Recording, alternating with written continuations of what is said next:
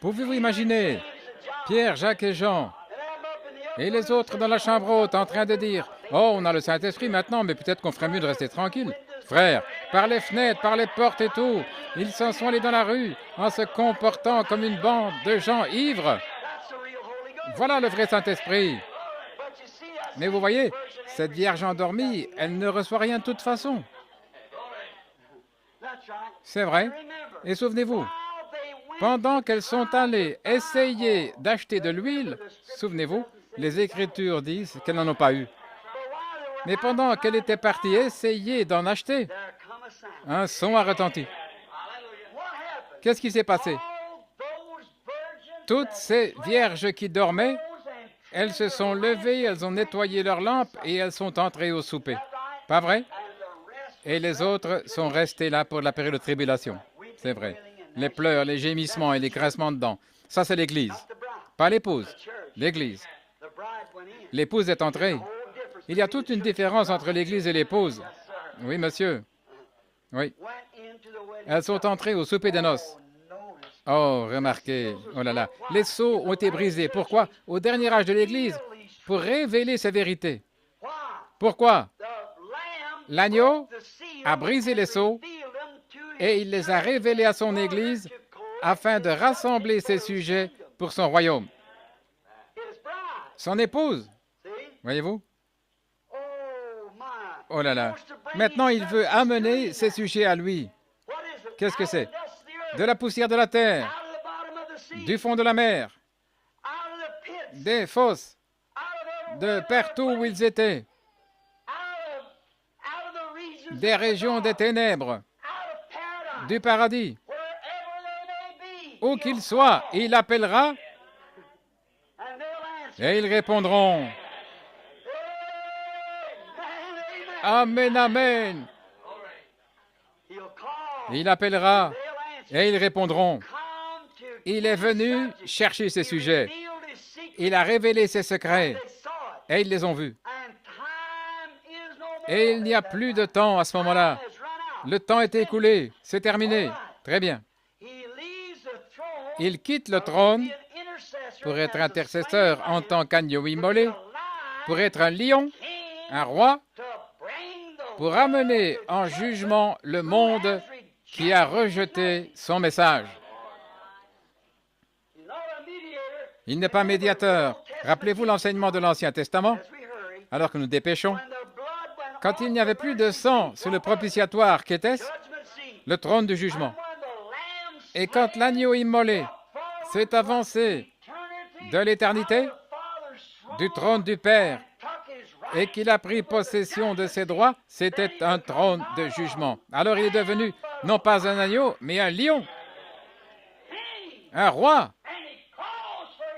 Et il appelle sa reine pour qu'elle vienne à ses côtés. Ne savez-vous pas que les saints jugeront la terre? Daniel a dit, le jugement était là, et les livres furent ouverts. Et des myriades de myriades le servaient, roi et reine. Et un autre livre fut ouvert, celui qui est le livre de vie. Celui-là, c'est pour l'Église. Et la reine et le roi se tenaient là. Comme l'exprime la méditation d'un cow-boy. Hier soir, étendu dans la prairie, je contemplais les étoiles du ciel. Et je me demandais si un simple cow-boy pourrait un jour être emporté vers ce merveilleux au-delà. Un chemin mène à cette région rayonnante de bonheur. On dit qu'il est sombre, ce n'est qu'un sentier. Mais le chemin spacieux qui mène à la perdition est jalonné, bien indiqué jusqu'à la fin. On parle d'un autre grand propriétaire. Il utilise le langage de son métier de gardien de bétail. Si vous avez déjà assisté à un rassemblement de bétail, vous le verrez clairement. On parle d'un autre grand propriétaire qui n'a jamais trop de bétail. Il fera toujours de la place pour un pêcheur prêt à se laisser conduire sur ce chemin étroit. On dit que jamais il ne vous abandonnera, qu'il connaît chaque geste, chaque regard pour être en sûreté. Soyons marqués de son fer avec nos noms inscrits dans son grand livre. Car, dit-on, il y aura un grand rassemblement où les cow-boys se tiendront là comme des veaux orphelins pourrait être marqué par les cavaliers du jugement, ces prophètes et voyants, qui sont postés là et qui connaissent chaque marque. Si vous avez déjà assisté à un rassemblement de bétail, vous avez vu le patron se tenir là et les cavaliers parcourir le troupeau de bêtes en mouvement. Quand il voit passer sa marque à lui, il fait signe au patron et le patron le voit, il lui répond par un signe de tête. Alors son poney s'avance rapidement et tourne autour de cet amas de cornes comme ça, il fait sortir ses propres bêtes. On dit qu'il y aura un grand rassemblement et les cow-boys se tiendront là comme des veaux sans mère et ils seront marqués par les cavaliers du jugement qui sont postés là et qui connaissent chaque marque. Alors dit-il, je suppose que je ne serai qu'un jeune animal égaré, juste un homme condamné à mourir, qui n'a pas été marqué. Il est de ceux dont on fait de la soupe, vous voyez, qui sera retranché avec les voleurs de bétail quand le chef de ces cavaliers va venir. Vous voyez qui c'est? Le chef des cavaliers. C'est l'agneau. Là, pour les 7 messagers qui sont postés là et qui connaissent chaque marque. Voyez?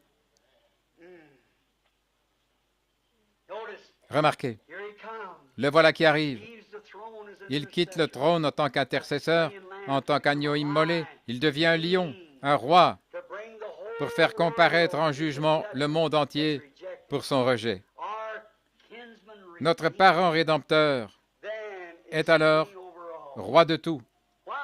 Pourquoi? Il possède le titre de propriété de la rédemption. Tout est dans sa main. Je suis si content de le connaître. Voyez? Alors, il réclame son héritage. C'est l'Église, l'épouse. Il la réclame. Qu'est-ce qu'il fait ensuite?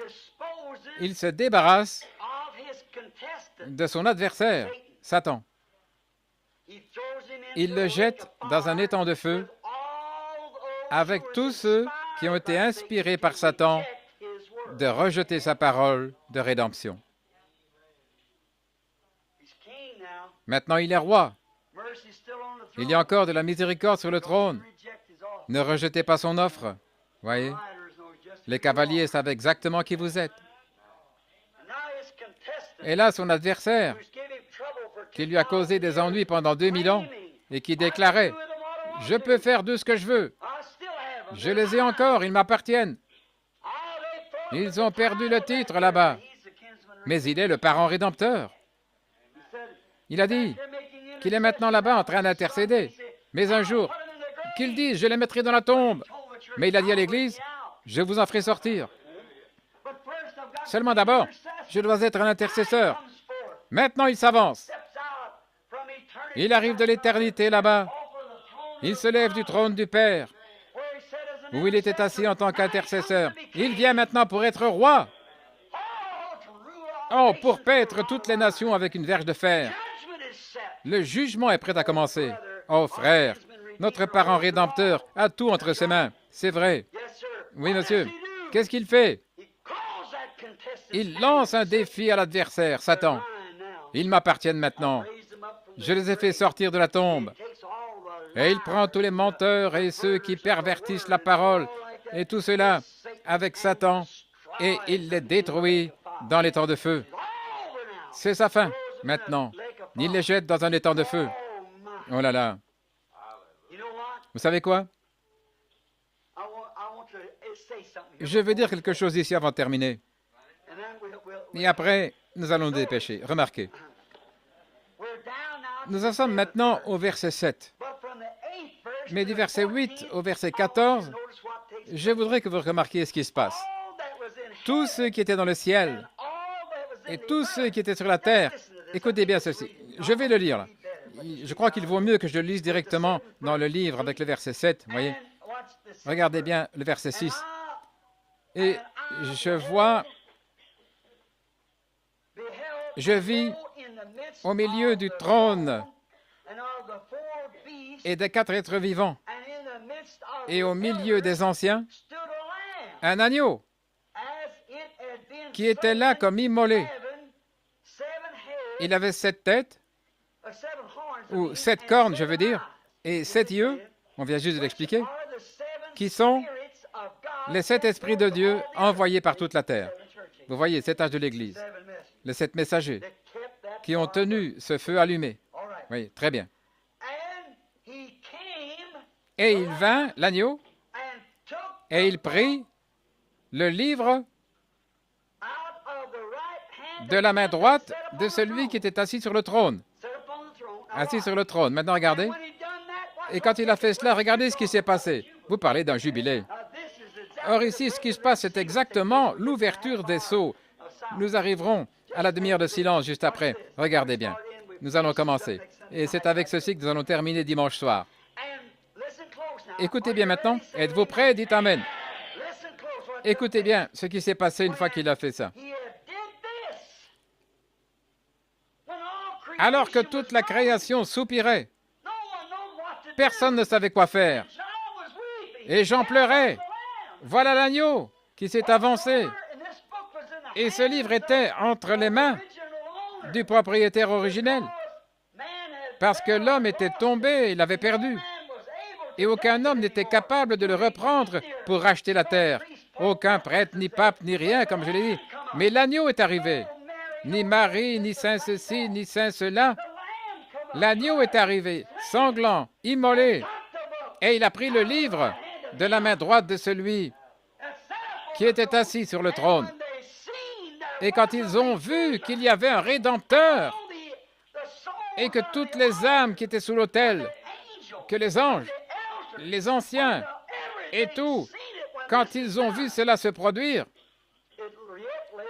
pour le moment, c'est encore dans l'avenir. Ce soir, il est un médiateur, mais il en va venir là. Regardez bien. Et quand il eut pris le livre, les 4 êtres vivants et les 24 anciens se prosternèrent devant l'agneau, tenant chacun une harpe et des coupes d'or remplies de parfums qui sont les prières des saints. Ce sont ceux qui sont sous l'autel, qui ont prié il y a longtemps. Vous voyez, ils avaient prié pour la rédemption, prié pour la résurrection. Et ici, les anciens répandent les prières. En effet, maintenant, nous avons un représentant. Nous avons un parent dans le ciel qui s'est avancé pour faire valoir ses droits. Et ils chantèrent un cantique nouveau en disant, « Tu es digne de prendre le livre et d'en ouvrir les sceaux, car tu as été immolé et tu as racheté pour notre Dieu, regardez bien, par ton sang, des hommes de toute tribu, de toute langue, de tout peuple et de toute nation. Tu as fait d'eux des rois et des sacrificateurs pour notre Dieu, et nous régnerons sur la terre. » Ils voulaient revenir, et les voilà qui vont revenir pour être rois et sacrificateurs. Gloire à Dieu. Je me sens assez bien pour parler en langue. Regardez. Oui, il me semble que mon langage est insuffisant pour que je puisse le louer. J'aurais besoin d'une langue que je ne connais même pas. Remarquez, j'ai regardé, écoutez bien ceci. J'ai regardé et j'entendis la voix de beaucoup d'anges. Écoutez-moi donc ce jubilé. En voyant cet agneau venir et prendre le livre de la rédemption, les âmes ont poussé des cris. Nous allons y arriver. Tous les anciens se sont prosternés. Ils ont répandu les prières des saints. Qu'est-ce? Il y avait là quelqu'un qui représentait un parent pour nous. Ils se sont prosternés face contre terre et ils ont chanté un cantique en disant, « Tu es digne, car tu étais immolé. » Regardez. Et regardez ces anges. Et je regardais et j'entendis la voix de beaucoup d'anges autour du trône et des êtres vivants et des anciens. Et leur nombre était des myriades de myriades. Wow, regardez. Il disait d'une voix forte, « L'agneau qui a été immolé est digne de recevoir la puissance, la richesse, la sagesse, la force, l'honneur, la gloire et les bénédictions. » Quel jubilé il y a dans le ciel quand cet agneau quitte le trône d'intercession pour venir ici prendre possession de ses droits. Vous savez, ça s'est aussi emparé de Jean. Il a dû voir son nom écrit là. Quand le son était brisé, il a vraiment dû jubiler. Écoutez ce qu'il a dit. « Et toutes les créatures qui sont dans le ciel, sur la terre, sous la terre, dans la mer, et tout ce qui s'y trouve m'entend dire, moi, disant à celui qui est assis sur le trône et à l'agneau, soit les louanges, l'honneur, la gloire, la force, au siècle des siècles. Amen et amen et amen. Et les 4 êtres vivants disaient Amen. Et les 24 anciens se prosternèrent et adorèrent celui qui vit au siècle des siècles. Vous parlez d'un jubilé. Vous parlez d'un temps quand l'agneau s'est avancé. Vous voyez, le livre est même scellé dans le ciel. Les mystères le sont. Vous dites, est-ce que mon nom y est? Je ne sais pas. Je l'espère. Mais s'il y est, il a été écrit dans le livre avant la fondation du monde. Mais la première chose qui a représenté cette rédemption, c'est l'agneau immolé dès la fondation du monde. Et il a pris le livre. Gloire! Il a ouvert le livre et on a arraché les sceaux. Et il l'a envoyé sur la terre à son 7e ange pour le révéler à son peuple. Alléluia! Oh là là! Que s'est-il passé? Les cris, les acclamations, les alléluia, l'onction, la puissance, la gloire, la manifestation. Et le vieux Jean, notre frère, était là, en train de pleurer. Mais tout dans le ciel, tout sur la terre et tout dans la mer m'a entendu crier « Amen !» Bénédiction, honneur, puissance et force soit à celui qui vit au siècle des siècles. Vous parlez d'un temps de bonheur quand les sceaux ont été brisés. Jean a dû regarder et voir au-delà du rideau du temps et dire « Voilà Jean !» Oh, il était si heureux au point de dire « Tout dans le ciel ». Il a vraiment dû crier fort, n'est-ce pas? Tout dans le ciel, tout sur la terre, tout sous la terre, toute créature et tout le reste m'ont entendu dire « Amen ». La bénédiction, la gloire, la sagesse, la puissance, la force et la richesse lui appartiennent. Pourquoi? Quand la révélation est venue, que l'agneau, le Rédempteur, notre parent, était revenu du trône de médiation et qu'il s'était avancé ici pour prendre sa possession. Oh, l'agneau prendra son épouse bientôt pour qu'elle soit toujours à ses côtés. L'armée céleste sera là. Viens au repas, ce sera un jour glorieux. Tous les saints, en blanc sans tache, avec Jésus, nous festoierons éternellement. Oh, viens au repas, le maître appelle. Mangez la parole. Viens au repas. Oh, les mots me manquent, voyez. Viens au repas, viens au repas.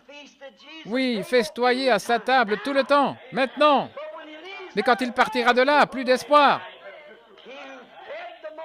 Lui qui a nourri la foule, il a changé l'eau en vin.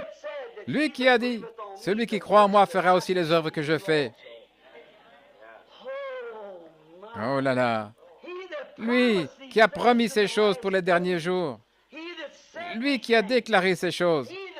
Lui qui est maintenant au temps où la révélation de ces choses doit se faire connaître. Viens au repas. Oh, ne le manquez pas, mon frère. Maintenant, courbons la tête 1 minute.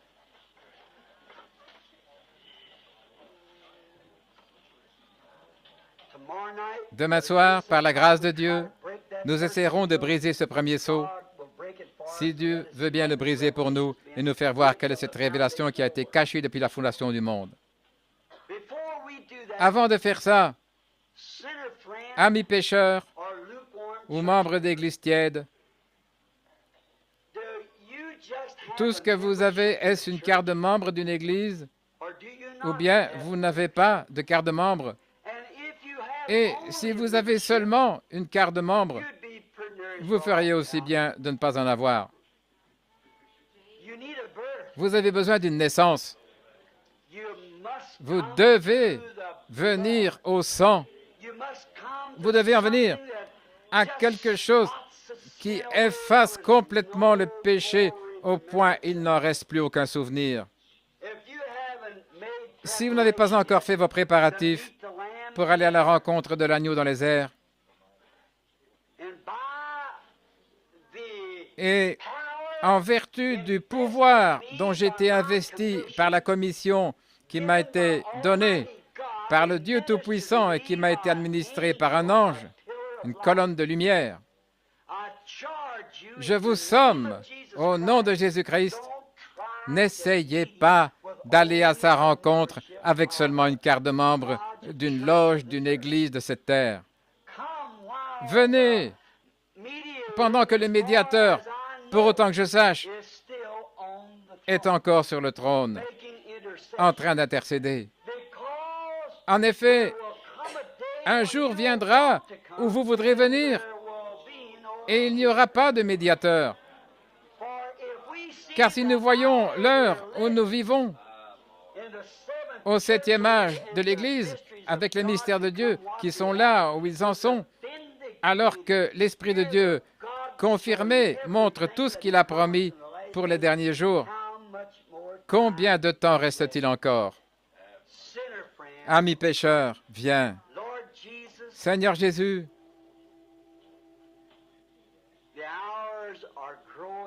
il se fait tard. Il est peut-être même plus tard que nous le pensons. Et nous sommes heureux de voir approcher cette heure.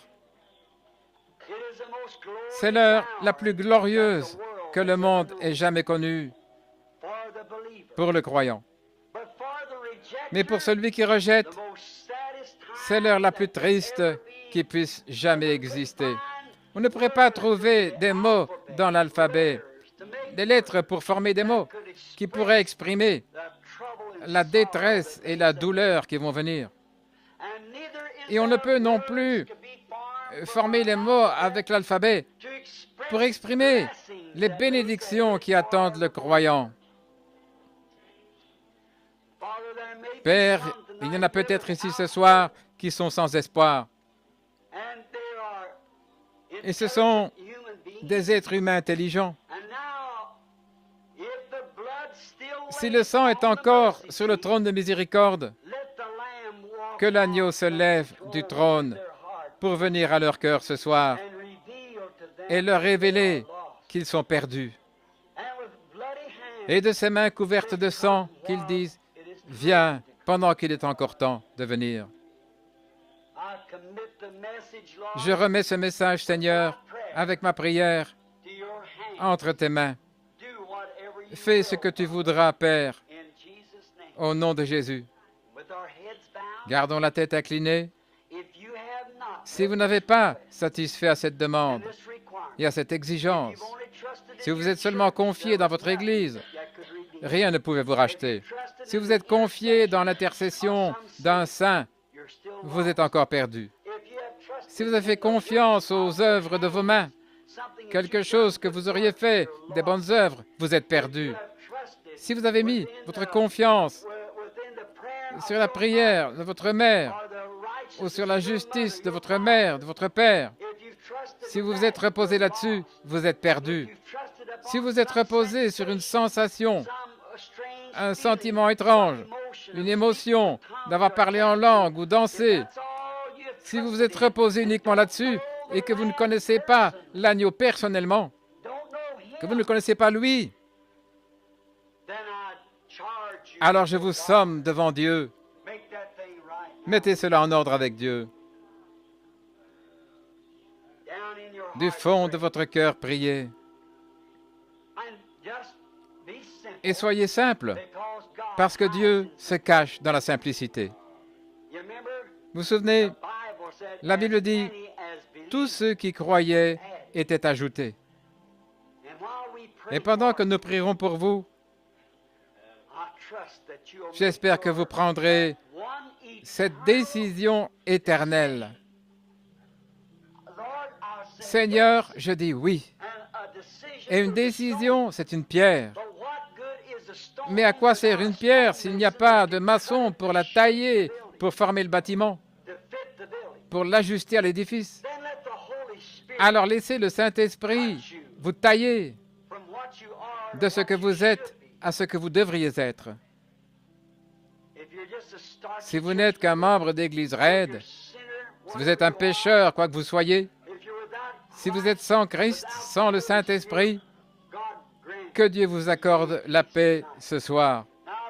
Maintenant, Seigneur, aussi sainement que possible et de la façon la plus conforme aux Écritures que je connaisse, je viens maintenant à toi avec ceux que je t'ai remis avec la parole. J'ai confiance, Seigneur, que la parole a trouvé sa place dans le cœur des gens ce soir. S'il y en a ici qui ne connaissent pas ou qui n'ont pas l'assurance de la douce présence du Saint-Esprit demeurant dans leur vie, si des accès de colère, de l'indifférence, de l'égoïsme ou quelque chose les a retranchés de cette chose glorieuse et les a empêchés de la recevoir, ou si un credo ou une sensation les a tenus éloignés de la douceur de la communion avec Dieu, qu'ils en soient maintenant délivrés. Et que cet agneau, ce saint parent couvert de sang qui s'est avancé du trône, qui a traversé les lumières mystiques des corridors du trône de Dieu, qui s'est avancé pour réclamer son héritage. Oh Dieu, ce soir, accorde-leur de le recevoir. Puisse chaque décision être prise solennellement et puissent-ils s'abandonner à celui qui seul peut les tailler et les façonner pour faire d'eux des fils et des filles de Dieu.